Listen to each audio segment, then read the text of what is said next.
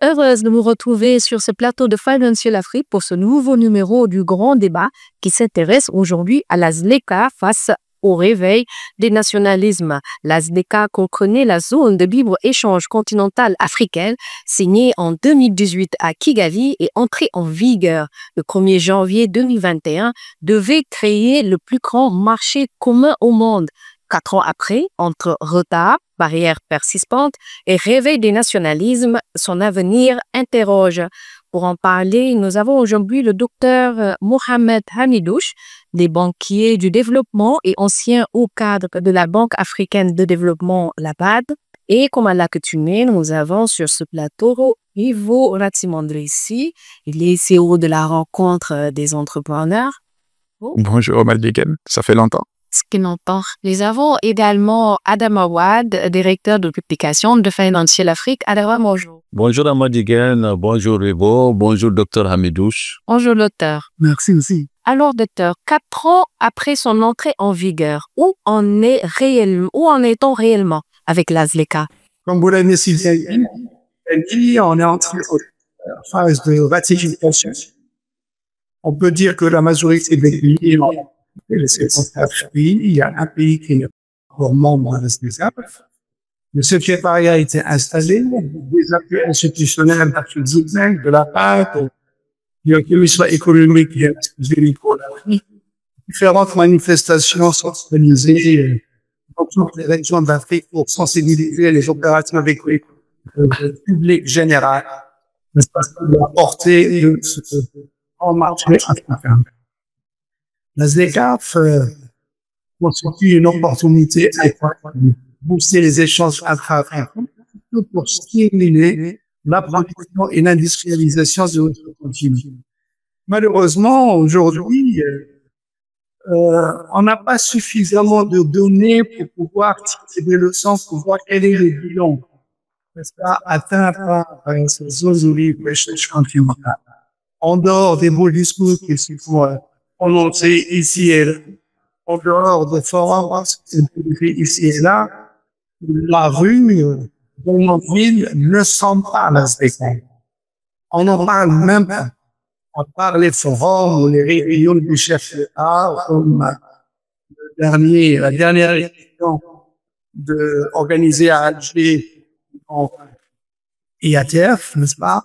Cette foire commerciale organise l'Union africaine avec les Européens. Une fois que les négociations sont tombées, on ne parle plus. Alors, à mon avis, il faudra qu'on fasse un effort pour mettre en place des KPIs, des indicateurs de performance, pour pouvoir évaluer l'impact positif ou négatif de la jusqu'à présent. Alors, je me suis permis d'approfondir cette réflexion avec votre permission. Je vais vous proposer 9 indicateurs de performance qu'on doit mettre en place et pouvoir mettre à veille des monitoring de suivi au cours des années prochaines pour qu'on voit si la ZLECA est en train d'atteindre ses objectifs.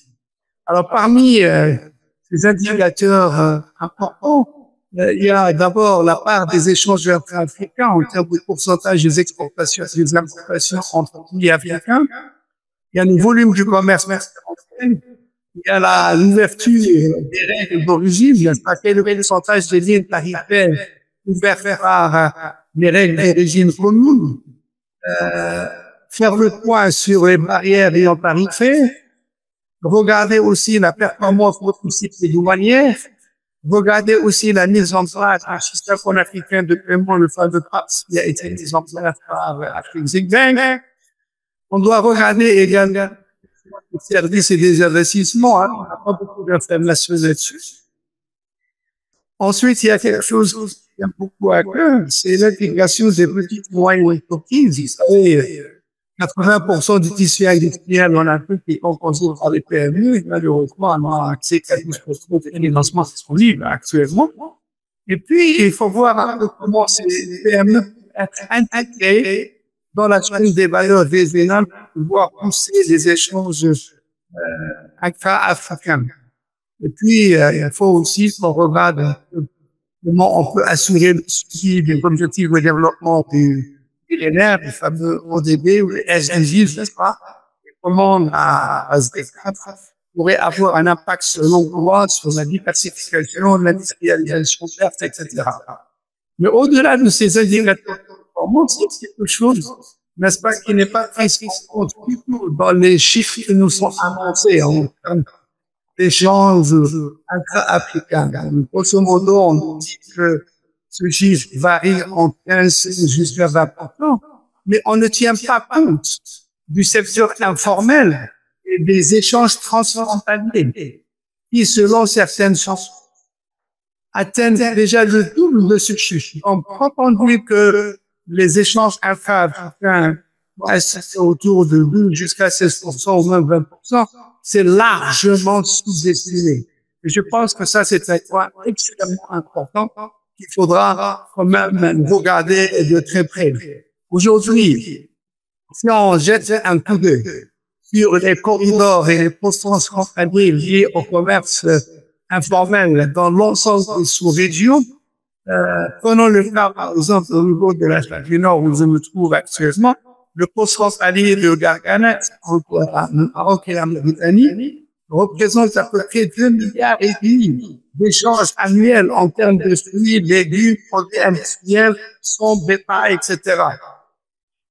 Au niveau de la frontière entre la Tunisie et la Libye, le poste de Ben-Garden et le reste sud, il y a des échanges qui portent sur le carburant, les denrées alimentaires et biens manufacturés à hauteur de 1,2 milliard de dollars.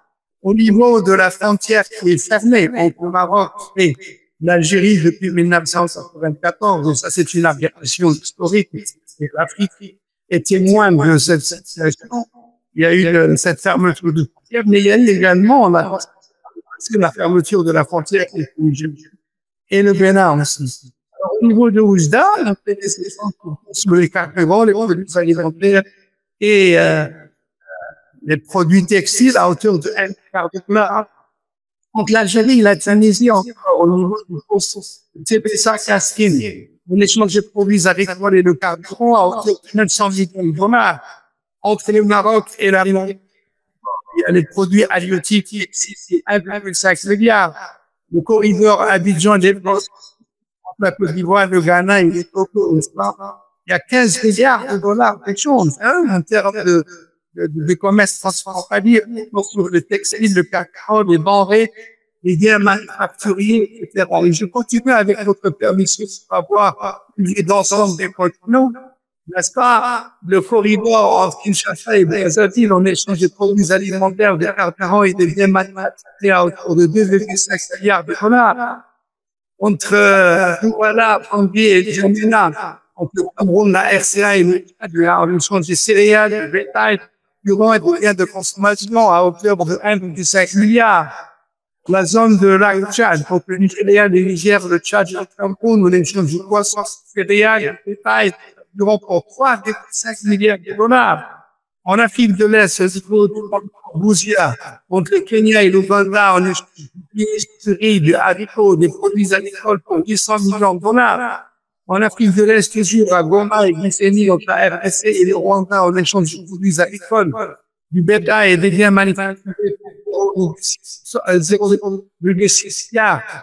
Et pour revenir un peu aux chiffres, on voit que ça dépasse largement les taux annoncés, ce qui me pose à un peu revenir sur le démantèlement tarifaire. On se demande si c'est effectif actuellement ou c'est encore théorique. Écoutez, quand vous interrogez les gens disent que business as usual. Personne ne fait référence de ça à la SDK compte tenu de la bureaucratie et de la complexité et ça ne sait pas où se trouvent les problèmes.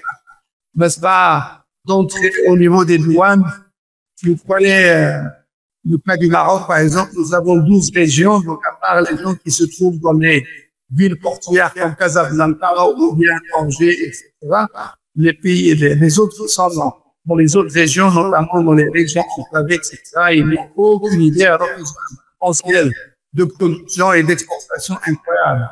Donc, vous voyez la situation des échanges commerciaux de l'Afrique, elle reste encore dominée par les échanges avec l'extérieur en Afrique. Et malheureusement, c'est une situation que nous avons héritée depuis les indépendances et il faut pas inverser cette courbe, n'est-ce pas, qui continue à nous donner des chiffres disproportionnés par rapport au commerce extérieur et africain. Comment venir, Rivo aussi, par rapport à tout ce qui a été dit jusque-là, comment vous voyez Lasleka 4 ans après? Déjà, peut-être tout à l'heure, je voudrais m'excuser. Bonjour à Daman, naturellement, et puis bonjour au docteur Midouche. Comment je vois Lasleka après 4 ans? Mais en fait, il n'y a rien qui avance. Je pense que le docteur Midouche l'a bien expliqué. C'est-à-dire qu'on a quand même une structure qui est censée, du moins une idée, un concept, un projet qui est censé révolutionner la manière dont nous faisons le commerce en fait sur ce continent pour qu'enfin nous puissions décoller, donc le fameux décollage de l'Afrique. Mais force est de constater que pour le moment ça fait un pchit, c'est un constat factuel, ça fait un pchit. Le docteur Midouche l'a rappelé encore tout à l'heure, en termes d'appropriation, c'est-à-dire que pour qu'un projet puisse marcher, il faut une appropriation. Et là, il a rappelé effectivement, là je voyage un peu du moins dans la sous-région, je n'ai pas senti une appropriation du moins de ce projet, aussi bien de la part de la jeunesse, de la part des acteurs économiques comme moi, ou du moins pour ceux avec qui nous faisons les affaires. Et effectivement, ça pose problème. Et la question, c'est pourquoi. Peut-être on aura l'occasion de revenir, mais le constat par rapport à ta question, c'est que il n'y a rien qui avance, rien n'a avancé. Et je dirais même, si on ne fait pas gaffe, ça va être encore un projet comme tous les autres projets développés sous nos cieux, qui n'aura pas nécessairement ce que je n'appelle pas de mes voeux naturellement, qui n'aboutira pas. Voilà. Alors, moi je dirais qu'il y a lieu de un petit peu mettre les points sur les i. Déjà, on peut dire que Lasleka effectivement a été signé en 2018, a été ratifié en 2021, donc c'était un record en termes d'adhésion. Mais 4 ans plus tard, qu'est-ce qu'on peut en dire? On peut par exemple dire que le rêve numéro 1 de tous les Africains, à savoir la libre circulation des personnes et des biens, est très loin d'être concrétisé, puisque à ce jour, nous avons à peu près 37 pays qui ont ratifié le protocole de la libre circulation, mais seulement, tenez-vous bien, 4 pays l'ont mis en œuvre. Et ces 4 pays, je parle de mémoire, je pense que c'est le Rwanda, les Seychelles, le Mali, Sao Tomé et Principe. Donc, on est très loin de la ratification. Donc là, déjà, on voit de la réticence, on voit de la peur entre Africains. Deuxième point, et c'est très important, c'est le calendrier de démantèlement tarifaire. Puisque, comme vous le savez, normalement, tel que il est libellé, le protocole prévoit la libéralisation de 90% des produits. Maintenant, les pays ont le loisir d'avoir 7%, une liste de 7% qui est dite liste sensible, et 3% de produits qui sont exclus. Mais ce qu'on voit, c'est que là, c'est très laborieux, les négociations, et il n'y a que 24 pays sur les 54, il n'y a que 24 pays qui ont transposé donc ce protocole dans leur législation nationale. Ce qui fait qu'il n'y a que 24 pays qui aujourd'hui commercent réellement avec la Lasleka. Où sont les autres? Question. Parmi les produits qui sont exclus aisément, on peut citer le textile, l'habillement et l'automobile, entre autres, mais aussi des produits agricoles, parce que chaque pays a tendance à exclure les produits qui rapportent le plus de droits de douane.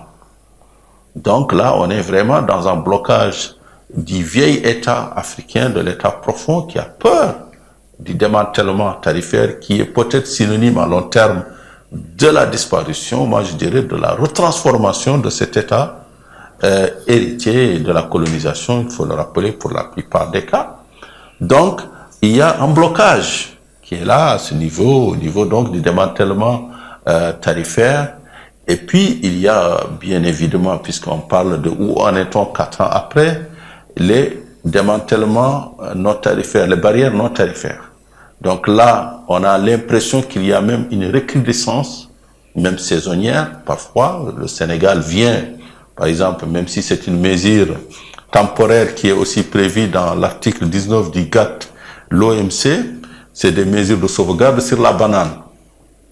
Et bien évidemment, c'est une mesure qui est très suivie par des pays comme le Ghana et la Côte d'Ivoire, qui sont exportateurs de bananes au Sénégal. Mais aussi entre la Tanzanie et l'Ouganda, nous avons vu l'érection de nouvelles mesures de protection déguisées en normes sanitaires sur les camions. Donc on voit bien que quelque part, on veut bien aller à la ZLECA, tout le monde, mais beaucoup sont réticents à céder des avantages. Donc on voit que là, il y a non seulement la peur de la part des dirigeants de perdre le modèle économique de leurs États qui vivent de la fiscalité et des droits de douane, et on a aussi un manque de volonté politique, une frilosité qui est très forte, puisque quand on dit qu'il y a que 4 pays qui acceptent, qui ont ratifié, qui appliquent le protocole de la libre circulation. On est loin déjà de la ratification. Il faut au moins 11 pays. Et quand on dit aussi qu'il n'y a que 24 pays qui ont transposé effectivement la ZLECA dans leur législation, on se dit qu'il y a plus de blocage aujourd'hui que de facteurs d'inclusion. Et si on peut revenir à cette peur dont vous parlez tout à l'heure, qu'est-ce qui rend les États africains assez frileux, surtout par rapport à ce démantèlement tarifaire? Alors, moi je dirais, voilà, d'une part, il y a la logique, des logiques nationalistes, ce que les États africains, pour la plupart, sont tenus par leur population à produire des solutions immédiates en matière d'emploi, en matière d'amélioration des niveaux de vie. Et là, on est dans des moments de crise économique et sociale qui font que, comme tous les peuples, les Africains ont tendance à pointer du doigt l'étranger, à chercher un bouc émissaire. C'est ce qui fait qu'on voit que dans beaucoup de nos pays aujourd'hui, le vrai débat, c'est essayer un petit peu de privilégier les nationaux par rapport aux étrangers souvent africains. Et il y a même une vague de xénophobie, je dirais, dans la plupart des pays, chasse à l'étranger, débat très dur contre l'étranger, et même des mesures qui ont été prises pour un petit peu nationaliser certains emplois. Donc on a quand même le réveil, même si c'est aujourd'hui un facteur qui est de basse intensité, mais le réveil des nationalismes africains qui s'exprime et qui, à mon avis, va vraiment, véritablement à l'encontre de la ZLECA. Je dirais pour finir que ce qui nous manque en Afrique, en définitive, c'est peut-être en Adenauer et en De Gaulle. Ce sont deux grands leaders qui, en Europe, ont réussi à construire l'Union européenne. Là où, chez nous, les grands leaders qui sont censés être peut-être le président sud-africain et le président nigérien ont mis beaucoup de temps à rejoindre la ZLECA. Donc nous avons une logique inversée où les puissances sont réticentes en Afrique, alors qu'en Europe, c'était les puissances qui ont joué ce rôle de locomotive. Et deuxièmement, il faut qu'on se débarrasse, ou bien qu'on atteigne en tout cas ce panafricanisme d'Osiris. On est en train de célébrer, de chanter la fraternité africaine à longueur de journée, mais dans les faits concrets, dès qu'il s'agit d'argent, dès qu'il s'agit d'emploi, dès qu'il s'agit de choses concrètes, on freine des cadres. Or, l'Union européenne, pour rester sur cet exemple, s'est construite autour des intérêts économiques, froids, autour de l'acier, du charbon et de l'acier. Et là aussi, c'est une leçon à prendre. Nous, on s'est construit autour d'un idéal commun, de l'exaltation du mythe des origines, des pharaons, du pharaon Osiris. Mais c'est une réalité aussi. Et c'est une belle réalité, mais hélas, comme dirait l'autre, on est dans un monde concret. Et dans le monde concret, je préfère le répéter, Adam Smith qui disait que ce sont les intérêts égoïstes qui font le bonheur des nations. parce que c'est en poursuivant nos intérêts égoïstes qu'on arrive à satisfaire l'intérêt général sans même le chercher au départ. On va essayer de retourner vers Je partage pas une grosse partie de l'analyse d'Adama, hein. Donc j'étais à lui dire. C'est pas une surprise quand même. Voilà. Écoutez, J'étais pas l'analyse d'Adama. Juste peut-être, vas-y, je t'en prie. Vous pouvez développer un peu. Oui, en fait, c'est-à-dire que je partage allons peut-être un peu plus en profondeur Adama sur l'analyse. Adama a parlé de peur. Là, tu as posé la question de peur. Déjà en termes de sémantique, moi, je ne pense pas que nous avons un nationalisme exacerbé. Déjà, par exemple, je ne partage pas ces sémantiques Adama. Adama, bon, il a sa propre analyse. Il dit finalement que nous avons un nationalisme exacerbé. Moi, je définirais plutôt, en fait, un patriotisme exubérant. C'est pas la même chose. C'est-à-dire que, comme disait Oscar Wilde, le nationalisme, c'est la vertu des brutes. Je ne pense pas que même si, par exemple, là, on prend l'exemple du Gabon, de la Tanzanie, effectivement, qui ont voté ces lois pour réserver à leurs nationaux la pratique du... en définitive, qu'est-ce que le Gabon et la Tanzanie ont voté? Parce que je pense que ça a échappé à certaines... Oui, c'est-à-dire que le Gabon, la Tanzanie, ils ont voté une loi en disant finalement qu'ils réservaient à leurs nationaux la pratique en fait du moins d'une partie du commerce. Et quand on regarde bien, la partie du moins de ces commerces-là, j'ai pas vu, par exemple, qu'ils avaient réservé aux nationaux, par exemple, le développement, par exemple, la transformation d'un truc agroalimentaire. C'est essentiellement, en gros, des petits métiers. Et c'est là, en fait, là où je vais en revenir par rapport à la ZLECAf. Ce qu'il faut comprendre, c'est que nous n'avons pas inventé la roue. Il existe, Adama est là, du moins c'est son métier, beaucoup d'accords de libre-échange à travers le monde. Le plus connu, c'est l'accord qui liait le Canada, les États-Unis et le Mexique, l'ALENA à l'époque. Il existe un accord qui lie l'Union européenne avec le Canada, le CETA. Il existe un accord qui lie les États-Unis avec le Pacifique. Bref, donc il existe plusieurs accords. Mais là, c'est-à-dire que ces accords ils sont en œuvre.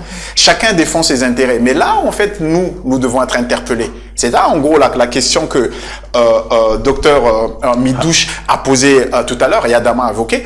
Pourquoi chez nous, ça n'a même pas eu la chance d'avoir vu le jour? C'est ça la question. C'est-à-dire qu'au bout de 4 ans, tous les accords que je viens vous citer, ils commercent plus ou moins bien. Il y a des avantages, il y a des dumpings sociaux, les gens aiment ou les gens aiment moins, mais ça marche. Pourquoi chez nous, ça ne marche pas? Et c'est là où je pense qu'il faudrait pour moi en tout cas, il faut qu'on s'attarde un tout petit peu.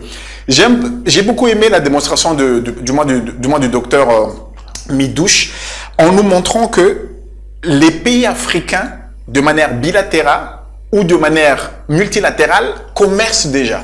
C'est-à-dire qu'ils n'ont pas attendu la ZLECAf pour commercer. Ça, c'est déjà le point très important. Il a cité des exemples entre du moins les différentes régions. Le Rwanda avec le Congo, malgré finalement la rivalité entre les deux, mais comme d'habitude, business as usual, les pays commercent. Le Tchad, RCA, Cameroun, qu'on appelle ça, le Sénégal avec le Mali, avec la Gambie, bref, la Guinée. Tout le monde commerce déjà en gros. Et là, je trouve que la ZLECAf, en fait, est un projet de quoi? C'est ça, en fait, là où je vais en venir. La ZLECAf est un projet de l'Union africaine. C'est-à-dire, c'est quelque chose, en fait, qui était pensé macro. Or que, pour moi, il aurait fallu, en fait, penser méso ou peut-être micro. C'est-à-dire qu'il aurait fallu démarrer pour dire, OK, si au Sénégal commerce avec le Mali, le Sénégal commerce avec la Côte d'Ivoire et le Sénégal commerce avec la Guinée, qu'est-ce qui aujourd'hui qui fait que du moins cet échange intra-pays puisse davantage en fait être amplifié, être amélioré. Pour moi, c'était ça en fait l'approche. Versus, on prend quelque chose de hyper macro, on dit ok, de l'Égypte jusqu'en Afrique du Sud et puis de Zambie jusqu'au Sénégal, on va commercer. Ça pose un vrai problème. Et l'autre est l'angle mort, qui n'est pas du tout adapté, du moins pour moi, qui n'a pas été pensé suffisamment de manière intelligente à l'intérieur de ZLECAf, c'est la réalité de notre écosystème. Une fois encore, je recite de nouveau parce que c'est une très très belle démonstration du docteur Midouche. Notre écosystème est composé à 99% de PME. Et j'ajoute, peut-être qu'il n'a pas beaucoup été évoqué, PME informelles. C'est ça en gros la spécificité de notre écosystème. C'est-à-dire qu'au Sénégal, Nigeria, tout notre pays, c'est ça. Mais le problème est le suivant. Quand vous êtes informel, les gens commercent, mais vous ne pouvez, c'est-à-dire que je commerce à proximité, mais vous ne pouvez pas projeter ces gens-là. Moi, je suis au Sénégal, je suis un commerce informel. Comment je peux me projeter, en fait, pour vendre, en fait, mes produits au Cameroun? C'est un peu loin, en fait. Et je trouve que c'est ça, pour moi, qui manque à la ZLECAf, c'est-à-dire que si on avait davantage pensé, si on avait davantage, en fait, creusé, du moins les personnes qui étaient à la tête, parce que je sais pas comment on appelle ça, Adama, les comités de projet, ou je sais pas comment ils ont appelé ça, les gens qui ont réfléchi autour du projet, en intégrant le fait que notre écosystème était d'abord des écosystèmes de PME, d'ailleurs davantage de petites que des moyennes entreprises, et informels, on aurait, je pense, eu davantage de résultats. Et deuxième point, c'est on n'a pas suffisamment pensé comment davantage améliorer ce qui marche déjà, et non pas réinventer quelque chose du moins qui n'existe pas. Et je pense que on ne serait pas là aujourd'hui en train de dire que rien n'a avancé, rien ne se fait. Et le dernier point, donc là je réponds à Adama. Adam Smith, c'était 17e siècle. 1800. C'est-à-dire que nous sommes aujourd'hui, c'est-à-dire qu'Adam Smith a inventé, demain ce qu'il a inventé, juste pour 2 siècles. D'accord? La civilisation africaine, ce que tu cites en fait, Osiris, c'est 54 siècles non continus. C'est-à-dire que continu avec une prospérité. Ça veut dire que les Africains ont toujours commercé. C'est ça en fait ce que je voulais dire. C'est-à-dire que oui, effectivement, Adama tout à l'heure disait que oui, que nous, parce que moi je me revendique dedans, on revendique nos panafricanismes et que finalement on fait du bruit du matin, midi et de soir. Certes, mais c'est un panafricanisme, je trouve, qui est mal canalisé. C'est un panafricanisme qui n'est pas suffisamment expliqué par les politiques, parce que comme tu as dit tout à l'heure, les politiques, ils ont besoin en fait de quelque chose de court terme. Et juste pour finir dessus, pourquoi on n'avance pas beaucoup? Parce que là, tu as parlé tout à l'heure avec les droits de douane. Dans les pays, là où nous sommes au Sénégal, éprouvés par les tensions budgétaires, tu imagines bien que aucun politique courageux n'aura cette capacité d'aller devant le peuple en disant, écoutez, je veux m'asseoir sur les droits de douane. D'ailleurs, comme tous sont tous des pays qui importent énormément, donc en gros, ils taxent davantage en fait leur économie en disant, écoutez, je veux m'asseoir comme le Sénégal, plus de 2000 ou 3000 ou 4 trilliards de recettes en provenance des douanes au nom de au nom du moins d'un projet en fait qui est aussi vertueux. Merci Rivo. Alors docteur, on voit le constat général, c'est qu'il y a un retard dans la mise en œuvre de la ZLECA. Donc c'est à se poser si les règles d'origine ont été bien clarifiées et appliquées, surtout pour les États, même aussi pour le secteur informel. Je voudrais d'abord remercier les 2 orateurs qui se sont bien appesantis sur les caractéristiques de cette ZLECA, surtout les obstacles auxquels elle est confrontée aujourd'hui. Mais si vous permettez, je vais ajouter 2 points qui me semblent extrêmement importants. Le premier a trait aux barrières non tarifaires et aux normes. Les douanes ont des procédures très lourdes et que personne ne comprend.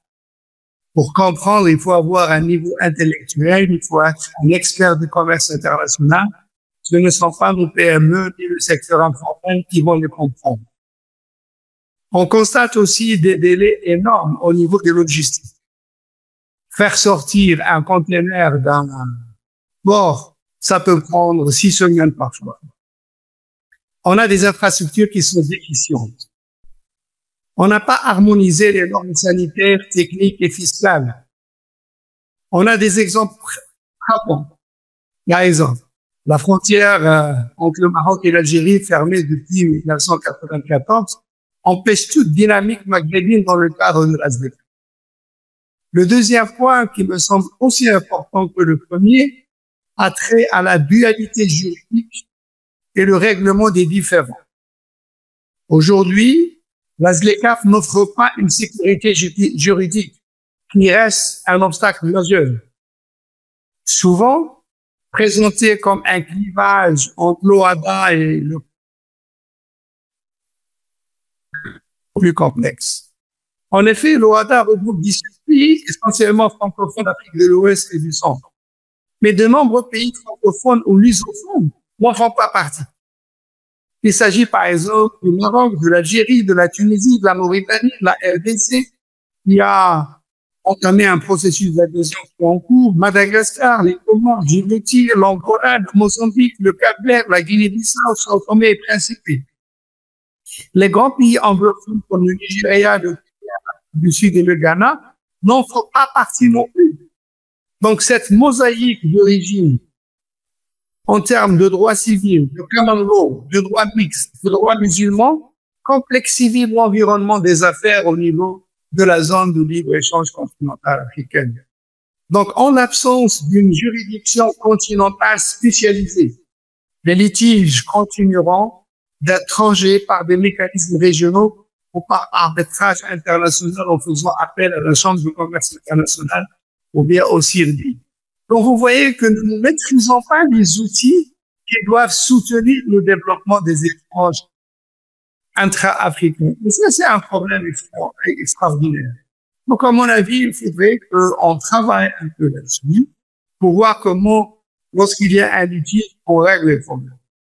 J'étais à Abidjan il y a 2 semaines, dans l'avion, il y avait un opérateur économique avec moi qui me dit qu'il cherche à faire venir ses produits du Maroc vers Abidjan, mais devant lui se dresse des obstacles énormes au niveau des douanes. Et il me dit la seule façon pour lui de résoudre le problème, c'est de faire appel à des opérateurs ou intermédiaires locaux, je ne veux pas les citer, pour ne pas les pointer. Autrement, il ne va jamais faire sortir ces marchandises de façon fluide et sans difficulté, etc. Et lorsqu'il voit que le coût des transactions est tellement élevé par rapport à l'emploi terrestre d'un camion rempli de marchandises sur l'Espagne ou la France, eh ben, il finit par tourner le dos à la ZLECAf et continuer à faire son commerce as usual avec l'Europe, etc. Et c'est ça le drame que nous vivons sur le terrain. Donc, à mon avis, il faudra mener des enquêtes au niveau des opérateurs. La ZLECAf se doit de faire ce genre d'enquête, n'est-ce pas, auprès des opérateurs, en s'appuyant sur les communautés économiques régionales, sur les chambres de commerce nationales ou régionales, pour avoir une idée du ressenti par les opérateurs au jour le jour lorsqu'ils sont confrontés à ce genre de difficultés, etc. Ces opérateurs se retrouvent tout seuls, sans assistance. Ils perdent de l'argent et ils finissent par baisser les bras. Et ça, c'est vraiment regrettable. Et vous l'évoquiez à l'instant, comment surmonter la dualité entre l'OHADA et le droit anglo-saxon, selon vous? Écoutez, nous avons même 54 États avec des régimes juridiques différents. Donc, transcender ces problèmes au niveau local. J'ai cité le recours à la Chambre de commerce internationale et le CIRDI, n'est-ce pas? Et parfois, lorsque les conflits portent sur, n'est-ce pas, les investissements, ben, on va aller vers l'IGA, la Banque mondiale, pour avoir des couvertures, etc., etc. Donc, c'est un problème assez sérieux. Au niveau du Maroc, si vous permettez que je mentionne le cas de la SMAEX, hein, c'est une société de droit public qui garantit les exportateurs contre les différents risques politiques, commerciaux, etc. Mais je ne vois pas ça au niveau de plusieurs pays subsahariens, etc. Donc, à mon avis, il faudra que l'État aussi mette en place des mécanismes d'aide et de soutien aux exportateurs pour leur permettre, n'est-ce pas, d'améliorer le niveau de leur chiffre d'affaires, etc. Et si vous permettez, je voudrais saisir cette opportunité pour faire des propositions aux personnes et surtout aux opérateurs économiques de notre continent qui vont suivre notre émission pour parler d'un potentiel énorme que nous avons et que nous n'exploitons pas suffisamment, notamment les produits halal. Aujourd'hui, les pays comme l'Arabie Saoudite, le Koweït, la Malaisie, l'Indonésie ne peuvent pas recevoir nos produits s'ils ne sont pas labellisés halal. Pour être labellisé halal, il faut un processus de certification. Ici au Maroc, avec Emanor, nous avons, et la SNEX, l'Association marocaine des exportateurs, nous avons créé un club halal qui certifie les produits halal pour pouvoir pénétrer ces marchés musulmans. Il y a 1,1 milliard de musulmans, c'est un marché qui va au-delà du continent africain. C'est quelque chose de très important. À mon avis, la ZLECAf n'a pas entamé une réflexion sur ces mécanismes innovants pour améliorer les débouchés, pour l'accès aux débouchés à travers le monde. On a fait une mission à Saint-Pétersbourg, en Russie. Nous avons rencontré le grand mufti de cette ville, qui nous a dit qu'il y a 25 millions de musulmans en récit et nous a encouragé à faire venir des produits halal. Dès que vous les mettez dans les étalages du supermarché, les gens vont les rafler, etc. Donc, ce commerce communautaire aussi, à mon avis, nécessite qu'il soit développé davantage et je pense que les PME et surtout les toutes petites PME pourraient en tirer un grand profit si leurs produits sont labellisés. Ils sont tous halal, pratiquement, tous les produits agricoles et autres que nous produisons dans notre continent, qu'il s'agisse de l'huile, de la banane, qu'on a cité tout à l'heure, de l'avocat, du café, du chocolat, etc. Tous ces produits sont halal, mais ils ne sont pas labellisés halal. Donc voilà, je lance un appel aux opérateurs, n'est-ce pas, pour qu'ils puissent s'approprier ce concept pour pouvoir en profiter. C'est un marché qui dépasse les 3 000 milliards de dollars à l'échelle mondiale. Donc, est-ce qu'il n'aurait pas fallu faire un plaidoyer déjà à la signature de la ZLECA pour éviter toutes ces tracasseries aujourd'hui? Est-ce que les choses ne sont pas allées trop vite? Écoutez, quand on voit le processus de négociation qui a été entamé pour la mise en place de la ZLECA, ce sont les directeurs du commerce, les différents ministères du commerce dans nos pays qui étaient impliqués dans les négociations avant la réunion de Kigali qui a vu la signature de l'accord en création de la ZLECA. Donc, ce sont des gens qui se retrouvent en un laps de temps assez court, 2 jours, 3 jours avant de repartir chez eux. Vous voyez les voyages intra-africains pour aller à Kigali du Maroc, vous devriez passer par, il n'y a pas de vol direct, il faut passer par l'Europe ou bien par le Moyen-Orient, mais vous perdez 4 jours, 2 jours à l'aller, 2 jours au retour, etc. Et c'est des gens qui sont occupés. Donc, ils passent 2 jours sur le terrain, ils n'ont pas suffisamment de temps pour approfondir un peu toutes les questions, etc.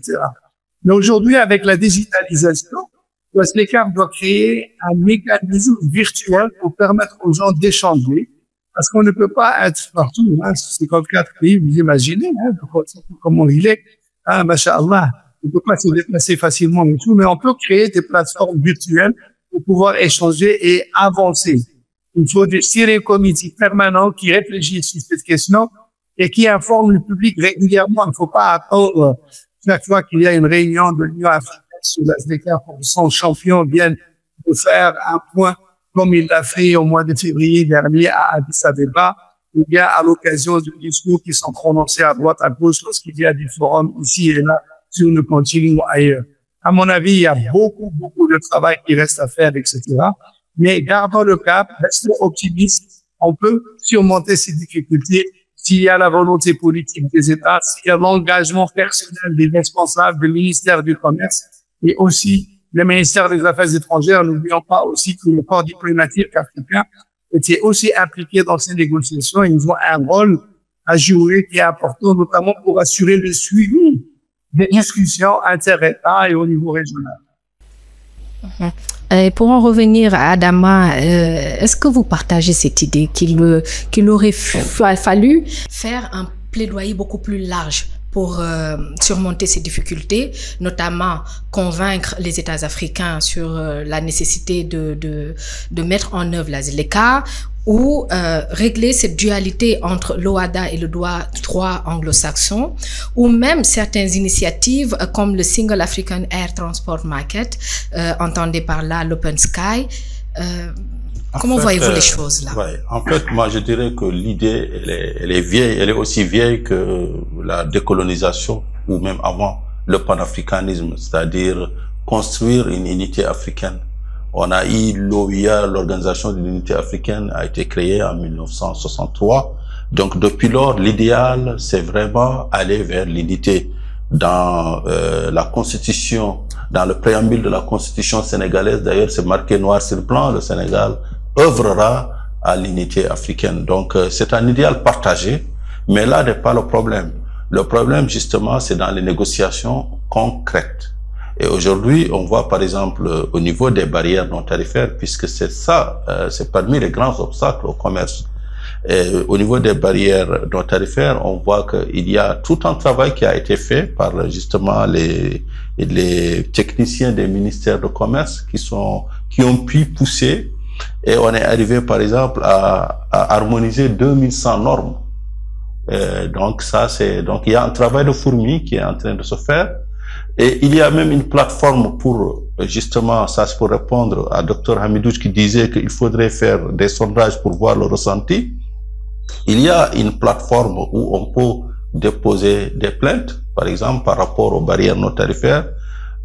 Donc c'est une plateforme qui regroupe au moins 3 zones économiques spéciales comme l'East African Community, la COMESA, etc. et la SADC. Donc, cette plateforme permet de porter plainte et ils essayent aussi d'étudier les résolutions. Donc, je pense qu'il y a à peu près 800 plaintes qui ont été portées là-bas. Donc, c'est des mécanismes qui permettent quand même un feedback par rapport à nos gouvernants. L'autre point qui est très important à relever par rapport à la ZLECA, c'est le fait que encore aujourd'hui, nous avons 40 monnaies. C'est un vrai obstacle. On le lit pas souvent dans les analyses. Mais si vous avez 40 monnaies contre, dans l'Union européenne, l'Union des 27, vous avez une seule monnaie, ou presque, l'euro quand même, qui est la monnaie dominante. Si vous avez, pour toute opération import-export, comme intermédiaire le dollar ou l'euro, donc ça veut dire que c'est très difficile d'échanger. Je prends un exemple. Si entre la Gambie et le Sénégal, qui sont pratiquement adjacents, presque le même pays, je veux importer du ciment de Gambie ou exporter là-bas, et qu'avec mon vis-à-vis, nous devons, à travers nos 2 banques, compenser l'opération en dollars, on voit bien les difficultés pour les banques centrales qui doivent s'alléger de leurs devises, denrées rares. Donc là, c'est un vrai obstacle aussi.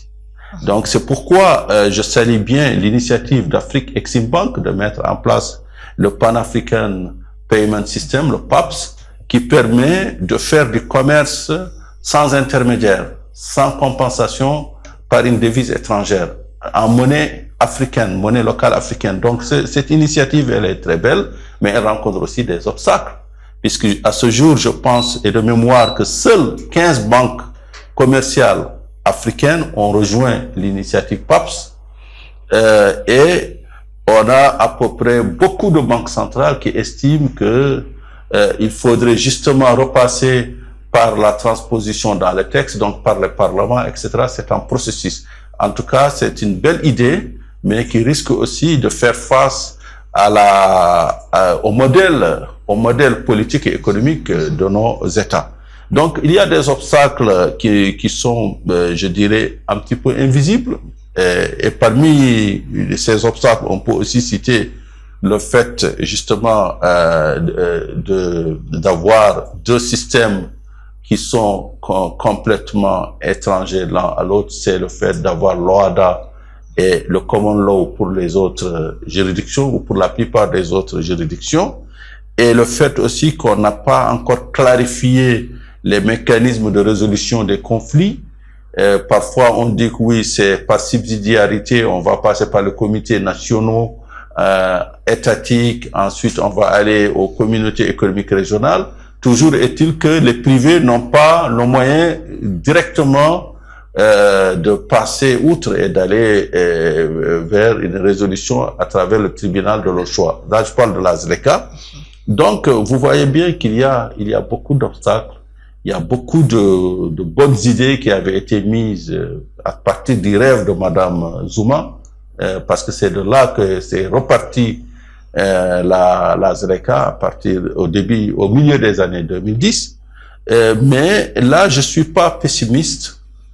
Je constate seulement que les volontés politiques seront très difficiles à vaincre. Et je dirais que tant que nous n'aurons pas de vrais leaders qui sont vraiment portés par cette ambition d'aller au-devant des obstacles et de concrétiser le marché commun, pour ne pas dire l'unité continentale, parce que c'est très loin d'être l'unité continentale, mais juste le marché commun, tant que nous n'aurons pas ces leaders courageux qui peuvent démanteler leur modèle économique pour créer à nouveau, parce que je vous rappelle que il y a des pays qui avaient fait des démantèlements tarifaires, mais qui se sont retrouvés avec beaucoup plus de recettes douanières. Donc, le démantèlement tarifaire ne veut pas dire baisse ou élimination des recettes douanières. Parfois, ça veut dire tout le contraire, avec les économies d'échelle, avec le passage de la base 1 à 100, puisqu'on a quand même un marché de 1,4 milliard d'habitants contre seulement 450 millions pour l'Union européenne. Donc, nous avons tout un potentiel de développement considérable qui pourrait naître de la concrétisation de ce marché commun. Alors, peut-être pour réagir par rapport au propos d'Adama, en fait, je ne pense pas, peut-être, je me démarque un petit peu peut-être par rapport à l'analyse de Dr Midouche et puis ce qu'Adama dit. Je pense pas en fait que ce soit technique en fait la solution de moi qui nous concerne. Je pense que c'est vraiment une appropriation et de plus de pragmatisme. Juste pour dire à Adama, nous avons pu faire la CEDEAO avec des monnaies différentes. C'est-à-dire qu'il y a le Nigeria qui a une... Ah là, vous parlez de la question monétaire. Non, oui, parce que tu as dit tout à l'heure, effectivement, ce qu'on peut pas, en fait, c'est-à-dire qu'il y a la barrière. Oui, il y a une barrière de monnaie. Moi, je dis, c'est vraiment une question d'appropriation. La CEDEAO a pu se faire. La Mauritanie était dedans avant qu'ils quittent en 2000. Du moins, c'est-à-dire que vous avez plusieurs monnaies, pourtant, ils ont pu construire la CEDEAO. Et la CEDEAO va aller vers une monnaie. Oui, bien sûr. Mais c'est-à-dire qu'en attendant, c'est-à-dire que depuis 73 jusqu'à aujourd'hui, quasiment plus de 50 ans, la CEDEAO a pu, finalement, fournir quelque chose. Ce dont on parle, c'est que la ZLECAf, on n'a même pas, en fait, il n'y a rien, en fait, à mettre, excusez-moi, prenez pas du mot, à mettre sous les dents, c'est ça? C'est 220 milliards quand même. Bien. Ça, c'est le premier point. Le deuxième point, et je peux étendre cet exemple-là, Adama. C'est-à-dire que quand tu regardes les traités de libre-échange entre le Mexique, les États-Unis et le Canada, c'est trois monnaies différentes. Oui, il y a le pesos, le dollar et le dollar canadien. Ils ont quand même pu avancer. Oui. Ça, c'est le premier point. Le deuxième point, c'est, je pense que en termes de pragmatisme, et c'est là, je pense que ces projets macro, que j'appelle les projets macro, qui sont un peu hors sol. Certes, Madame Zuma, la preuve, elle est rentrée dans l'histoire parce que c'est elle qui a initié. Mais c'est elle qui a rêvé. Qui a rêvé, oui, d'accord. Mais une fois encore, le rêve, c'est bien, mais le réaliser, c'est encore mieux. Elle avait intitulé son texte, je rêve. Oui, bien sûr. Tant mieux. Elle rêve. Mais pour le moment, son rêve, pour le moment, en fait, il est encore dans les nuages. On voit rien, en fait, du moins de concret. Et je trouve que c'est en termes d'approche. Moi, je suis plus, en fait, je trouve que c'est l'appropriation et le pragmatisme, comme je l'ai dit. Et une fois encore, tout à l'heure, on a dit, est-ce que c'est un problème de droit WADA, droit anglo-saxon? Non, c'est pas une question de droit WADA et droit anglo-saxon. D'accord? J'aimerais juste, par exemple, citer. C'est vrai qu'on les cite pas beaucoup. Pourtant, ils sont là. La SECNA. L'Agence de la sécurité de la navigation africaine et Madagascar. Qui est une institution née de la colonisation. Bien sûr. C'est-à-dire que ça fait en 53. Protocole de Dakar, révisé en 2010, ils sont là. C'est-à-dire que depuis quasiment plus de 70 ans, voilà une agence, une intégration panafricaine. On les cite pas beaucoup. Peut-être, ils n'ont peut-être pas envie, peut-être qu'on les cite. C'est les origines. Oui, les origines qui dérangent. Oui, mais peut-être. Mais il n'y a pas de souci. Mais moi, c'est le pragmatisme. Aujourd'hui, ils ont le monopole. Ceux qui adhèrent, les pays qui adhèrent, dans mon pays d'origine, Madagascar, qui adhèrent, ils gèrent l'espace aérien de ces pays-là en faisant les investissements. Est-ce que ça marche ou pas? Ça marche. Avec pragmatisme ou pas? La réponse est oui. Est-ce qu'ils font un bon boulot? La réponse est oui, parce que les pays comme la RDC, si j'ai bien compris, ils sont en train de négocier, ou du moins comme la Gambie, pour pouvoir finalement y adhérer. Et je pense que je sais pas si dans Financial Afrique, j'ai lu qu'ils avaient une panne pendant 2 heures de leur aéroport. Le président a tourné pendant 1 heure. Ils ont viré les gens à l'aéroport. C'est ça pour dire quoi? Pour dire que c'est pas, pour moi, c'est pas le rêve, c'est pas ça qui fait en gros un projet. Ce qui fait un projet, c'est l'exécution. C'est-à-dire que la SECNA, au-delà de toutes les, on aurait pu penser, l'Europe n'a pas un équivalent de la SECNA. La SECNA, c'est le modèle unique au monde. Vous avez quasiment plus d'une trentaine de pays qui sont adhérents à l'intérieur d'une organisation unique qui a le monopole de gérer leur espace aérien. Est-ce que ça marche? Mais ça marche super bien. Bien. Donc, ce que je dis juste, c'est que pour moi, c'est pas technique.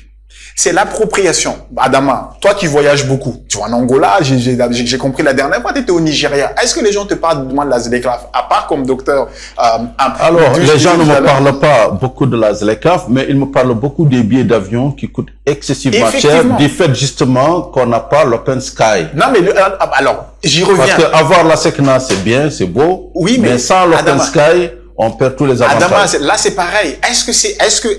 Comment veux-tu faire finalement que les billets coûtent moins cher lorsqu'une compagnie a que 2 ou 3 flottes?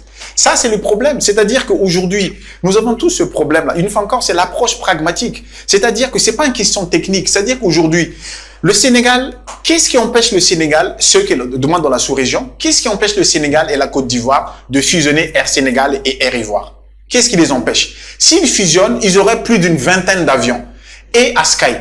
Askai, Ils ont cherché à faire ce mariage-là. Ils sont allés voir Air Ivoire. Ils sont allés voir finalement ici Air Sénégal. On leur a dit non. Avec qui ils se sont mariés? Ils se sont mariés avec la première compagnie africaine éthiopienne. Qu'est-ce qui nous empêche aujourd'hui finalement du moins de nous marier avec Éthiopienne? Ce que je dis juste par là, c'est quoi? C'est l'appropriation et le pragmatisme. C'est-à-dire que nous, on pense toujours finalement qu'on va réinventer la roue.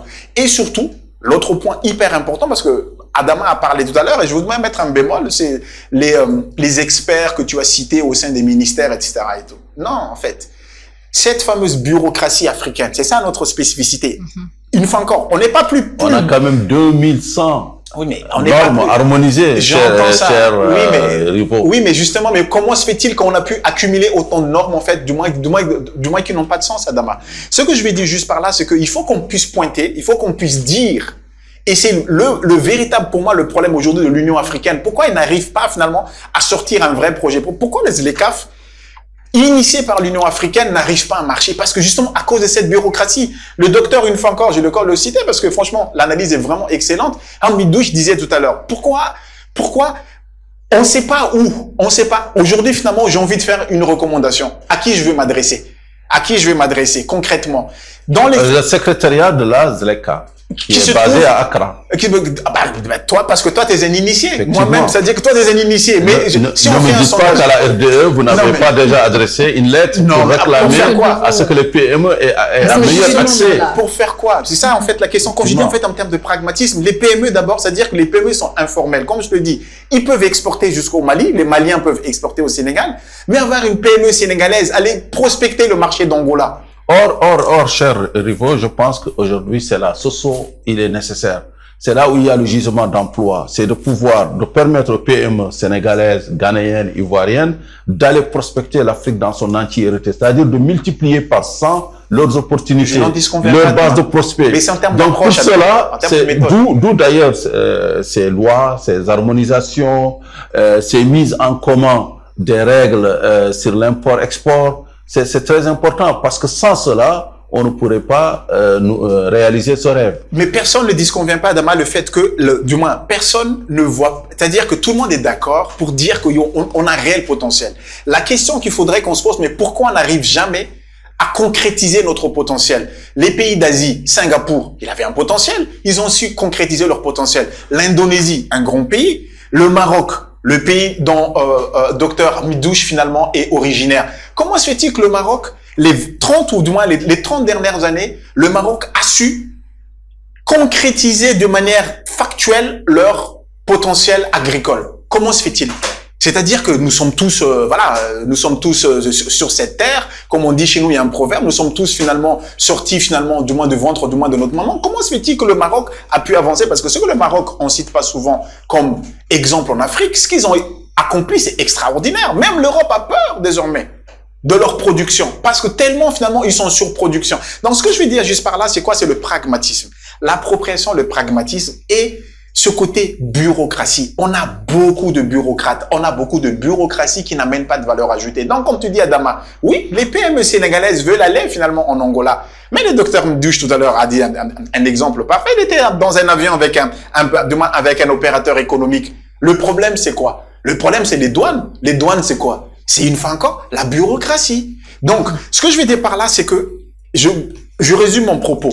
La ZLECAf, pour moi, c'est l'exemple type même d'un projet porté par des bureaucrates, par les bureaucrates, et malheureusement qui n'est pas destiné pour le bureaucrate. Et c'est là où ça pêche, parce que si c'était destiné pour le bureaucrate, peut-être ça peut voir le jour. Les opérateurs économiques, Adama, ils sont pragmatiques.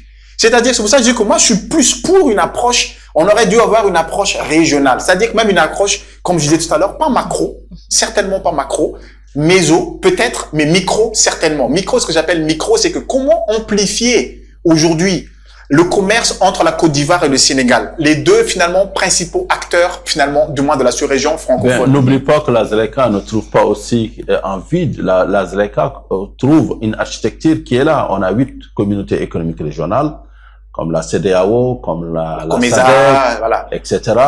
Et ces communautés travaillent, on fait des démantèlements tarifaires, en tarif extérieur commun, comme la CEDEAO.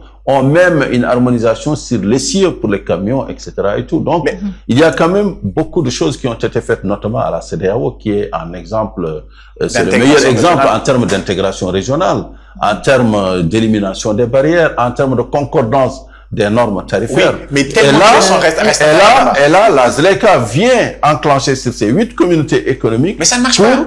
Non, c'est pas que ça ne marche pas. Moi, je pense que le projet est ambitieux. Le projet est ambitieux puisque de toute façon, l'Union africaine parfaite, c'est en 2063, l'agenda 2063. Oui, mais c'est ça aussi. Donc, oui, il faut se projeter. Il faut projeter. Oui, c'est le concret, là. Oui, Deng Xiaoping n'a pas fait la Chine d'aujourd'hui en 2 jours. Mais ils avaient des concrets, Adama. Des plans de 50 ans. Ils avaient des concrets. C'est-à-dire qu'ils ont su convaincre vos programmes de développement à long terme. Donc, ne nous interdisons pas de rêver. Oui, mais on fait que ça. C'est-à-dire que moi, je suis contre. Le débat est intéressant sur le plateau, mais permettez-moi de... avec même, comme on dirait, débordement de fonction. Je dirais même, je voudrais demander à Dr Hamidouche de nous départager, notamment moi et Rivo, parce que je sens foncièrement un pessimisme chez lui et un optimisme chez moi. Corrigez-moi si j'ai tort. Non, je corrige. Et je voudrais demander à Dr Hamidouche, est-ce que ce ne sont pas finalement les règles d'origine qui sont vraiment le problème? Parce qu'aujourd'hui, est-ce que les voitures marocaines peuvent être vendues à Madagascar et vice-versa? Écoutez, je vous remercie pour ce débat très riche qui éclaire, n'est-ce pas, les esprits. Je vous félicite. Vous voyez que la question elle reste complète et on est loin d'avoir atteint les objectifs assignés à la ZLECA. Et vous me permettrez juste de rappeler que les États eux-mêmes n'encouragent pas l'effectivité de la zone de libre-échange continentale. Pourquoi? C'est parce qu'ils craignent une perte de recettes douanières et la fragilisation de leurs industries locales. Donc ça, c'est un problème qui nous amène à parler de l'asymétrie entre les pays africains. Il y a certains pays qui ont une industrie, une capacité industrielle de production, de transformation qui peuvent pénétrer les marchés, des autres pays qui, eux, n'ont pas cette capacité de production de leurs produits locaux pour que les échanges soient équilibrés dans les deux sens. Donc, il va y avoir de façon structurelle un déficit chronique au niveau de la balance commerciale et la balance des paiements entre les pays africains, etc. Et n'oublions pas que cette situation donne une brèche pour les exportateurs extra-africains comme l'Europe ou comme la Turquie ou comme la Chine et l'Inde, où vous trouvez plus de produits de ces pays dans nos épales en Afrique que nos propres produits, etc. Et ça, c'est un problème quand même qu'on va pas résoudre rapidement, mais il faut tout faire pour qu'on puisse inverser cette courbe-là. Concernant la question stratégie que vous avez évoquée tout à l'heure sur l'Open Sky, il y a l'accord de Yamoussoukro, comme vous le savez. Mais aujourd'hui, cette initiative qui est très prometteuse, elle reste encore très limitée. Parce qu'il y a à peine 30 pays qui sont engagés dans le cadre de la mise en œuvre et l'opérationnalisation de l'accord de Yamoussoukro. Il reste encore beaucoup de résistance et des accords bilatéraux très restrictifs qui freinent la mobilité aérienne.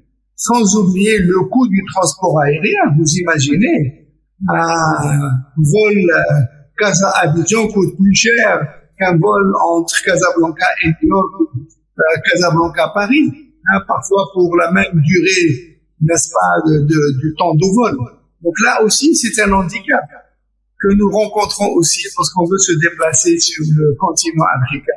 Les vols sont chers, les hôtels sont chers, la qualité des services laisse à désirer, parfois vous perdez vos bagages, vous n'êtes même pas récompensé, ni rien du tout. Ça aussi, c'est des obstacles qui empêchent pas le développement des échanges commerciaux, etc. Donc, il y a l'autre question aussi qu'on oublie souvent. Comment voulez-vous que la ZLECA réussisse lorsqu'on a encore besoin d'un visa pour aller du Maroc en Mauritanie, ou pour aller, pour les Ivoiriens pour qui viennent au Maroc, ils ont besoin d'un visa, etc. Pour aller dans d'autres pays, vous avez besoin de visa. Et parfois, vous n'avez même pas d'ambassade de pays qui doit vous donner le visa, etc. Ça aussi, c'est un problème. Alors, où est le projet de passeport africain de l'Union africaine? On en parle depuis une dizaine d'années. Vous l'avez vu? On l'a donné peut-être à des chefs d'État qui n'en ont pas besoin. On l'a donné à des ministres qui n'en ont pas besoin. Mais les citoyens lambda, ils en ont besoin. Comment voulez-vous qu'on mette en œuvre cette ZLECA, n'est-ce pas, lorsque vous avez ces obstacles invisibles que vous ne voyez pas et que vous n'allez être exposé à ces problèmes que lorsque vous envisagez d'aller vers l'exportation dans le cadre de la ZLECA, etc. Et vous allez dire, oh là là, je ne savais pas tout ça. Alors, il faut quand même préparer des guides aux opérateurs, aux PME, aux toutes petites entreprises pour leur dire, attention, si vous voulez pénétrer tel marché, voici les exigences, voici les prérequis, il faut se préparer. On ne se lève pas du jour au lendemain pour décider d'exporter ces marchandises, etc. Et surtout lorsqu'il s'agit de produits agricoles qui sont périssables, etc. Ça, c'est un problème. On n'a pas de centre de logistique, on n'a pas de centre de réfrigération de ces produits. Donc, il y a aussi des risques de perte énormes lorsque vous échangez avec des pays où vous avez tous les obstacles, n'est-ce pas, multiples et multiformes. Alors, docteur Hamidouche, est-ce qu'il ne faudrait pas voir si la libre circulation des biens et des personnes est compatible avec ce réveil des nationalismes observé un peu partout sur le continent? C'est pas le nationalisme. Écoutez, pas le nationalisme. En fait, je laisse le docteur Hamidouche répondre, mais moi je recuse le terme nationalisme. Sincèrement, je recuse le terme nationalisme. Je laisse le docteur Hamidouche répondre d'abord. Oui, oui. Moi, je ne vois pas de nationalisme. Nous sommes tous des Africains et des panafricains. J'aimerais, lorsque je veux aller au Rwanda, au Botswana, que je sois reçu comme il faut, comme un citoyen du monde. Pourquoi on reçoit un Européen, un Américain avec les bras ouverts et lorsqu'on voit mon passeport, on me regarde comme ça, on me dit d'aller là-bas, on va apprendre, etc., etc. Donc là aussi, il faut qu'on fasse un effort. Hein, il y a beaucoup de problèmes que nous rencontrons lorsque nous voyageons, etc. Donc, est-ce que vous êtes bien accueillis là quand vous vous déplacez à droite, à gauche, etc. Vous parlez du nationalisme. Est-ce que vous faites référence à ce qui s'est passé dans les pays du Sahel avec la création de l'Alliance des États du Sahel? Ça, c'est des problèmes politiques. Un peu le Gabon, hein, qui demande le visa maintenant. Oui, je vous remercie d'avoir cité le cas du Gabon. Tout à l'heure, on a parlé de la réservation des petits commerces à binationaux. Et il y a autre chose. Le chef de l'État a décidé que toutes les entreprises publiques ou privées du Gabon, y compris les établissements financiers, soient dirigées par des ressortissants gabonais. Mais si vous n'avez pas ces cadres qui ont la compétence qu'il faut pour le faire, vous allez faire quoi? C'est exactement ça. C'est juste un pragmatisme, en fait, comme je l'ai dit. C'est-à-dire, peut-être juste pour rebondir au propos du docteur, si tu te permets, à Madjiguet, je souscris parfaitement, en fait. Là, je l'ai dit, c'est-à-dire que vous avez des personnes qui en sont habitués à, comment dirais-je, à pondre ce que j'appelle, à réfléchir sur des projets entre bureaucrates. La ZLECAf, c'est ça le détail qui leur a échappé. La ZLECAf n'était pas destinée aux bureaucrates. Les ZLECAf étaient destinés aux opérateurs économiques. Et quelle est la caractéristique de tout opérateur? Ça, c'est universel du monde. Ce sont les gens pragmatiques. Les gens sont pragmatiques. Les gens sont pas fous. Mais les PME la ZLECA apporte une réponse à ce problème-là. En quoi, concrètement? La libre circulation des biens et des personnes. Amadjiguel, nous sommes au Sénégal. Est-ce que tu as parlé avec tous les camionneurs, du moins qui vont au Mali? Est-ce que finalement, quand tu parles aux camionneurs, est-ce qu'ils sont pas arrêtés par des douaniers, du moins de manière régulière, à ce qu'ils payent? Pourquoi on règle ça pourquoi on ne règle déjà pas ça déjà? Mais qu'est-ce que ça règle si un pays... Non, mais déjà, commençons par ça. C'est-à-dire, commençons par ça. C'est ça que je suis en train de dire, le pragmatisme. C'est-à-dire qu'aujourd'hui, vous avez le Sénégal, entre le Sénégal et le Mali, c'est-à-dire que le premier client du port du Sénégal, c'est le Mali. Il y a, je sais plus, Adama peut-être, avant de dire des bêtises, sortira les statistiques. Qui peut dire aujourd'hui que ces camionneurs-là, lorsqu'ils partent au Mali, ils sont, normalement, c'est ça le droit aujourd'hui, exempts de droits de douane. C'est ça normalement. Mais qui aujourd'hui peut dire que ces camionneurs-là ne payent pas aux douaniers? Pourquoi on règle pas ça déjà? C'est ça, qu'Adama a appelé tout à l'heure, les tarifs, du moins, les barrières hors douanier. C'est-à-dire que là, on parle de l'axe de Bamako Dakar. On peut citer beaucoup d'axes. J'imagine au Bénin, entre le Bénin et le Niger, à l'époque, lorsque les frontières étaient ouvertes, entre le Togo et le Burkina.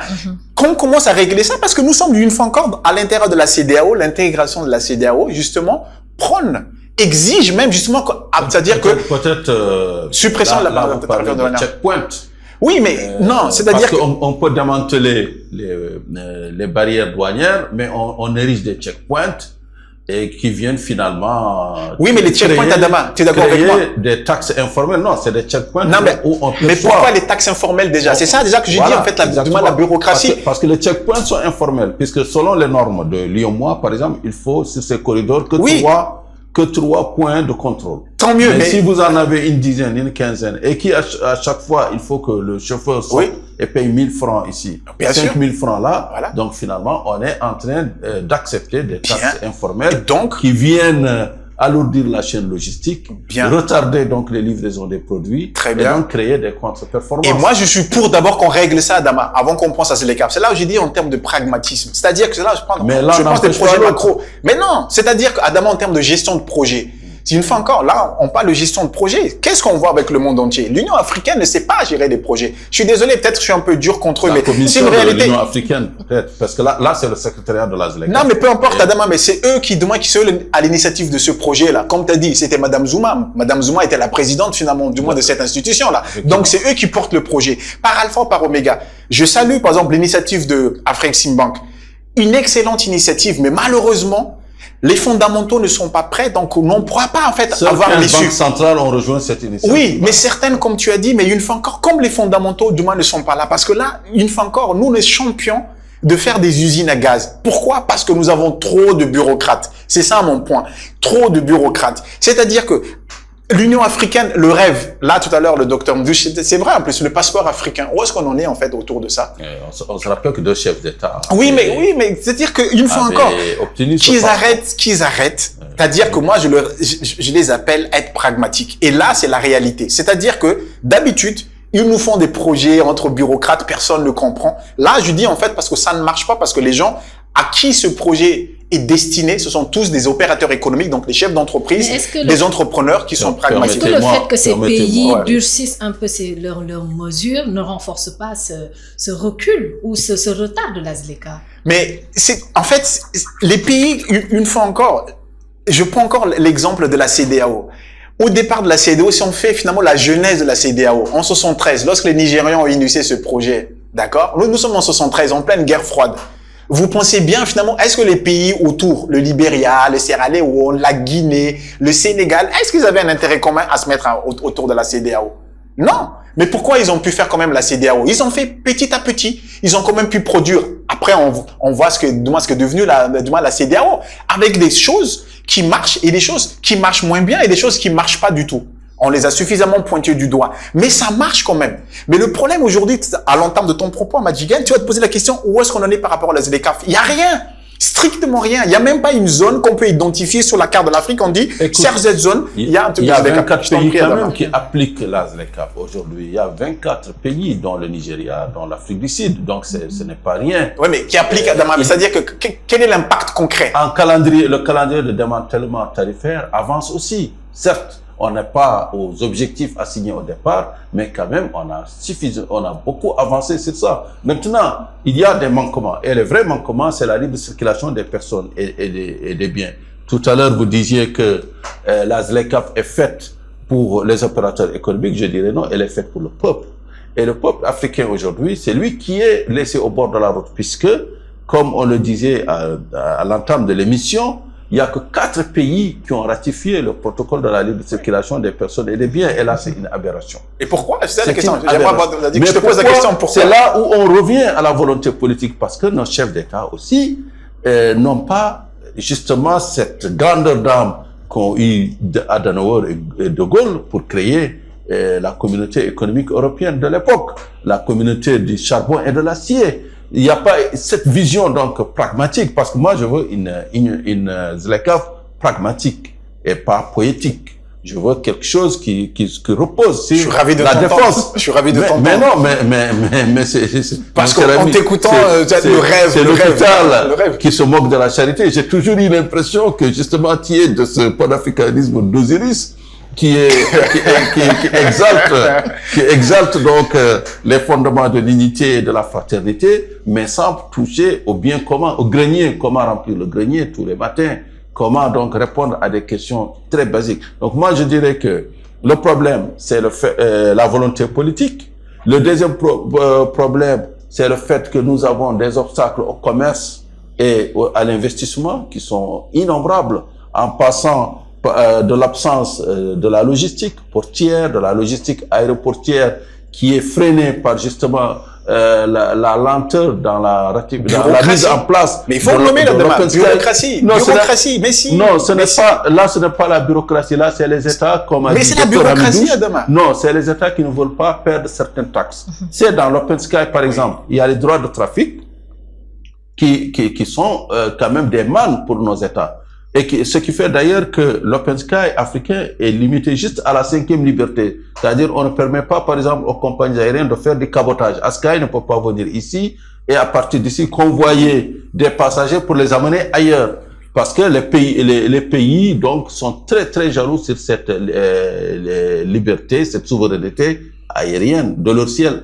Et ce qui fait aussi que les billets d'avion sont alourdis de taxes parafiscales pour la rénovation des infrastructures aéroportières, pour la construction de nouvelles infrastructures, pour soutenir les compagnies aériennes qui ne marchent pas, comme vous l'avez souligné. Donc, encore une fois, là, c'est de la vision, c'est de la volonté politique.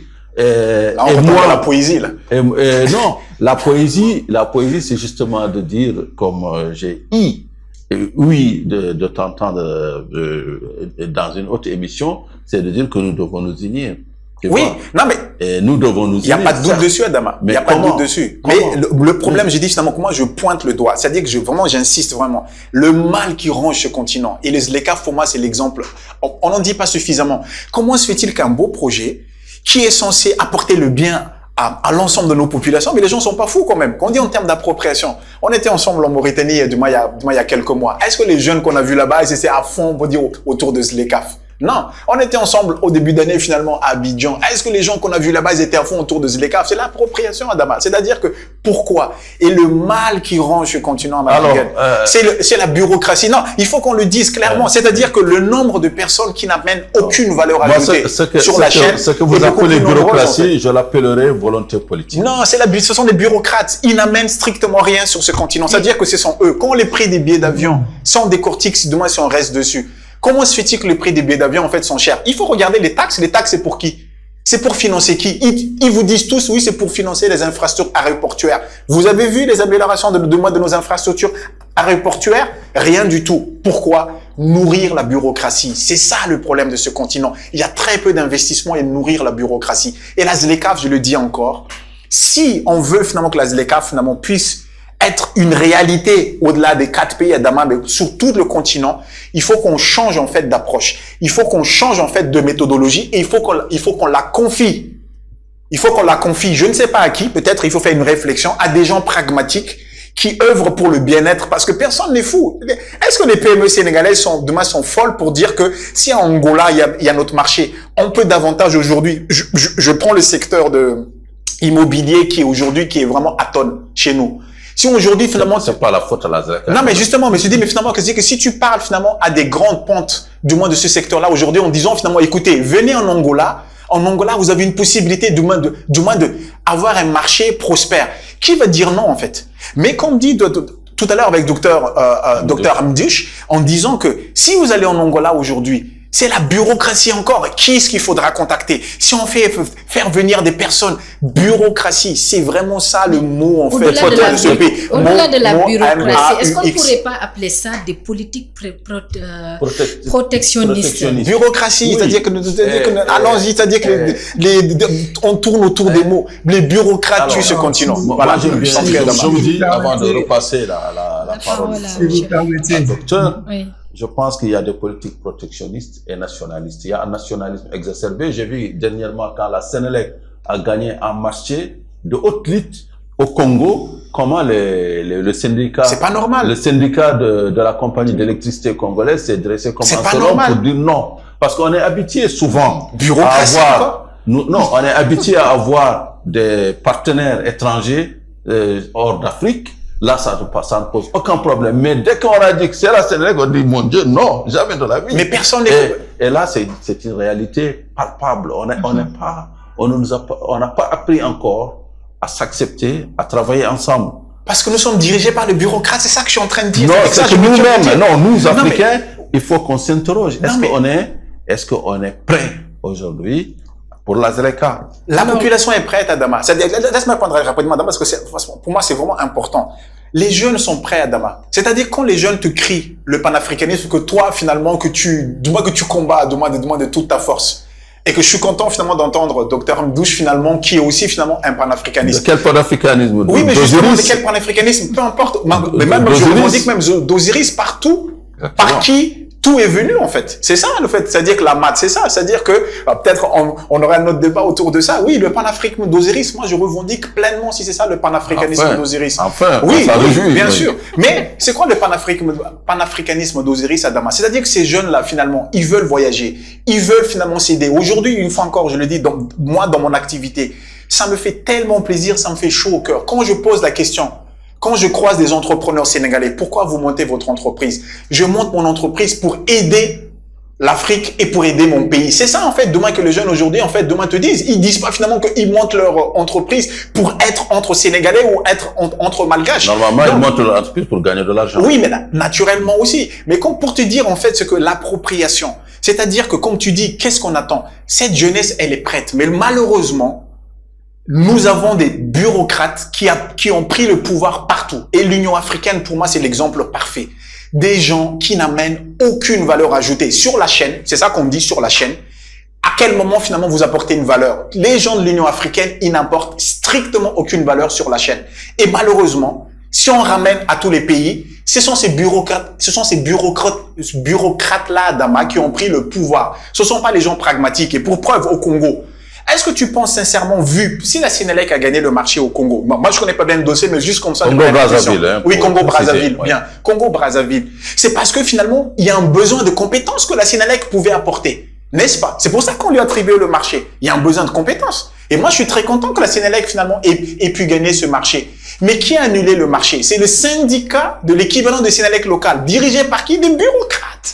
Des bureaucrates, je suis désolé, des bureaucrates, mais si c'est des gens pragmatiques, des entrepreneurs congolais dans l'énergie, qui voient justement le manque, en fait, justement, le manque de compétences, la lacune de compétences, je pense qu'il aurait pu collaborer avec la Sénélec peut-être différemment, mais il n'aurait pas pu l'exclure tel qu'il est fait. Donc, moi, mon point juste ici, c'est pour dire quoi? C'est que, malheureusement, tant que ce continent, pour moi, sera dirigé par des bureaucrates, c'est-à-dire que des gens qui n'ont aucune valeur ajoutée à apporter, on sera systématiquement comme ça.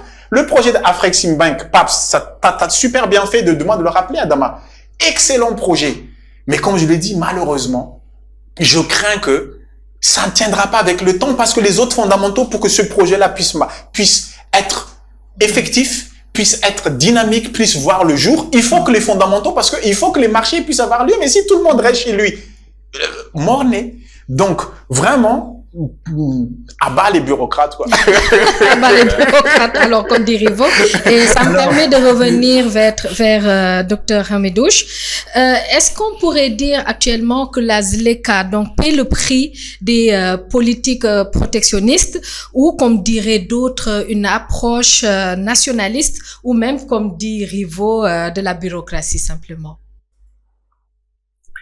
Écoutez, au-delà de la volonté des dirigeants de la ZLECA, des instruments qui ont été mis en place, des mécanismes qui sont en cours d'opérationnalisation, etc., il y a quand même une triple dimension qui a trait aussi bien à la sécurité, au nationalisme et aux crises politiques. N'oublions pas, on l'a pas abordé dans cette émission, que chez nous en Afrique, il y a encore de multiples foyers de conflits. Au Sahel, en RDC, le Corne de l'Afrique, au Soudan, en Libye, qui ralentissent l'intégration. Mozambique, mais, on oublie souvent. Oui, on peut les citer, hein. Donc, ils sont très nombreux. Ils sont très nombreux. Donc, c'est bien de citer de Delgado, Mozambique, il y a l'Ouganda également. Et tous ces problèmes liés à l'exploitation des hydrocarbures par les multinationales comme Total Energy, etc., qui rencontrent des difficultés et qui est poursuivi aussi par la justice en Europe, par les ONG locales, etc. La crise que nous avons connue au niveau de la CEDEAO et le retrait des États du Sahel que j'ai évoqué et tout ça. Donc ces problèmes, malheureusement, impactent négativement sur l'avancée de ce projet continental, etc. Alors, En faisant ce constat, quelles perspectives et quelles recommandations on pourrait formuler? Parce que là, je crois qu'on aboutit vers la fin de l'émission, etc. Donc, à mon avis, il faudra renoncer la volonté politique en dépassant les nationalismes et donner la priorité au marché continental, stabiliser les zones de conflit en assurant la paix et la sécurité comme condition sine qua non de commerce, renforcer les infrastructures régionales, notamment les corridors de transport, la digitalisation des procédures douanières et les interconnexions énergétiques, accélérer l'harmonisation des normes et la clarification juridique, mettre le secteur privé au centre, notamment avec l'application d'Afrique qu'on a cité, avec les banques régionales comme Ecobank, la Boîte, etc., les PME, et n'oublions pas aussi le rôle de la diaspora dans ce processus qui me semble extrêmement important. Il faudra également, à mon avis, créer un mécanisme crédible de règlement des différends au-delà de l'OADA et du plan Anglo, etc. Alors, on peut conclure en disant que la ZLECAf reste l'un des projets les plus ambitieux de l'histoire africaine contemporaine, mais sans convergence politique, résolution des conflits et dépassement des nationalismes. Elle risque de demeurer une coquille vide. Le message clé qu'on peut partager avec les auditeurs, c'est dire que l'Afrique ne pourra pas émerger en ordre dispersé. La ZLECAf doit devenir un instrument de paix, de solidarité et de souveraineté économique partagée. Je vous remercie. Merci, docteur Midouche. Donc, pour une dernière prise de parole, Adama. Donc, on continue de se questionner. Je risque de prendre la parole avant mon cher Ripo. Et je on peut remercie d'abord. On peut inverser aussi, peut-être je vais peut-être laisser. Non, je me suis lancé. Surtout sur la viabilité de la ZLECA. De la ZLECA. Oui. D'abord, je remercie docteur Hamidouche pour vraiment cette intervention brillante, complète et bien préparée avec de la documentation, des chiffres. Je pense qu'effectivement, le rôle des experts est éminemment important dans cette phase clé où les négociateurs sont en bite à la définition des taux sur les règles d'origine, sont en train de redéfinir les normes, de se mettre d'accord sur un certain nombre de points. On a besoin que les experts africains, ceux du continent et ceux qui sont dans la diaspora, qu'ils se mobilisent, qu'ils animent le débat public, parce que c'est à eux finalement et aux vulgarisateurs que sont les médias d'aller vers le public, d'apporter ce débat aux peuples africains. Je pense qui ont ce sentiment quand même d'unité, ce désir d'être ensemble, parce que être ensemble c'est pas seulement par fraternité, mais parce que c'est par pragmatisme. Parce qu'on sait que on ne peut pas y arriver, comme a dit docteur, en ordre dispersé au développement. Donc, ensemble, on peut être, je pense, je sais pas, est-ce que je prends le risque de dire, c'est Rivo qui le disait, on peut être la Chine du 21e siècle, à défaut d'être l'Amérique du 19e siècle. Alors, Rivo, un dernier mot. Waouh, donc ça m'incobe la lourdeur du mot de la fin. Donc, juste en fait, très simple, c'est-à-dire que je revendique, je le dis, effectivement, la ZLECAf, je ne sais pas si c'est le plus grand projet, mais c'est un projet ambitieux. Mais pour que nos projets puissent voir le jour, il faut qu'on puisse être, pour moi, dirigés par des gens pragmatiques. Il faut qu'ils ne soient pas dirigés par des idéologues, mais par des gens pragmatiques. Effectivement, Adama, je revendique, je suis comme ce que tu appelles le panafricanisme d'Osiris, mais tu peux rajouter le dernier mot, pragmatique. C'est-à-dire que ce rêve africain... Tu peux pas avoir les deux. Non, mais ce rêve africain, n'oublions pas, le panafricanisme, c'est une idéologie de la diaspora. Elle est née dans la diaspora. Dans les Caraïbes. Même. Dans les Caraïbes, justement, cette diaspora noire éparpillée dans le monde qui rêve finalement demain vers le retour vers leur continent d'origine. Moi, je crois, mais vraiment, juste, il faut absolument qu'on change, que l'Union africaine, lorsqu'il porte ce type de projet, il faut qu'il change de méthodologie, il faut qu'il confie ses projets, justement, peut-être en termes de recommandations, peut-être un appel d'offres à des structures privées pour piloter ce type de projet, parce que l'expérience a montré que eux, ils n'arrivent pas à piloter ce type de projet. Quitte à prendre des structures privées, les meilleurs Angolais, les meilleurs Malgaches, les meilleurs Sénégalais, Maliens, peu importe, pour piloter ce projet, pour qu'ils puissent voir le jour, parce que nous sommes d'accord, Si, comme j'ai cité à l'entame de mon propos, les différentes zones s'unissent, du moins c'est pas pour rien, parce qu'aujourd'hui tout le monde voit bien finalement l'avantage du moins de s'unir que de se désunir. Et je ne pourrais pas finir l'entame de mon propos en disant que nous n'avons pas de nationalisme. Ça c'est moi, Rivot, qui le dit. C'est pour moi, j'appelle ça du patriotisme en fait exubérant. C'est-à-dire que le nationalisme appelle souvent à la guerre. Jusqu'à preuve du contraire, le Gabon ne menace pas du moins ses voisins. Jusqu'à preuve du contraire, la Tanzanie, lorsque la Tanzanie a voté sa loi, n'a pas menacé le Kenya, qui est du moins la diaspora la plus nombreuse en Tanzanie. Donc, je recuse le mot nationalisme. Le nationalisme, c'était en Europe, c'est leur histoire, la guerre, Ukraine, Russie, ça c'est le nationalisme. Europe, à l'époque, la France et l'Allemagne, ça c'était le nationalisme. Mais pour nous, c'est le patriotisme. Pourquoi? Parce que, depuis Cheranta, une fois encore, nous avons cette unité culturelle. On combat pas ses frères, on combat pas ses sœurs. Voilà, donc voilà, c'est juste ça en fait que je voulais finir l'entame de mon propos. Merci. Merci beaucoup, Adama. J'ai un mot de la fin ou non? Oui, bien sûr. Okay. Je peux vous laisser terminer. Exactement. Alors, c'est juste pour dire qu'effectivement, soit on est panafricanisme d'Osiris ou on est panafricanisme pragmatique. Donc, porter sur les normes, les négociations, les obstacles au mouvement des capitaux, au mouvement du commerce, etc.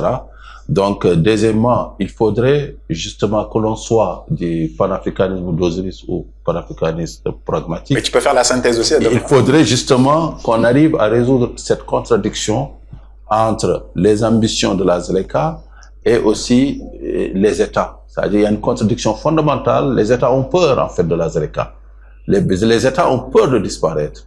Ont peur parce que ce qui fonde les États, ce sont les taxes fiscales et parafiscales. C'est les droits de douane. Donc là, il faudrait peut-être qu'il y ait une expertise autour du devenir des États dans l'application pleine et entière de la ZLECA. Merci Adama. Le débat est quand même lancé entre les notions de panafricanisme ou de nationalisme, aux internautes de trancher. Merci au docteur Hamidouche d'avoir répondu à l'invitation de Financial Afrique. Je rappelle que vous êtes banquier du développement et ancien haut cadre de la Banque africaine de développement. Merci également à Adama Wade, à Rivot Ratsimandressi d'avoir été sur ce plateau. Merci aux internautes de nous avoir suivis et rendez-vous est donné très prochainement pour un nouveau numéro du Grand Débat. Merci.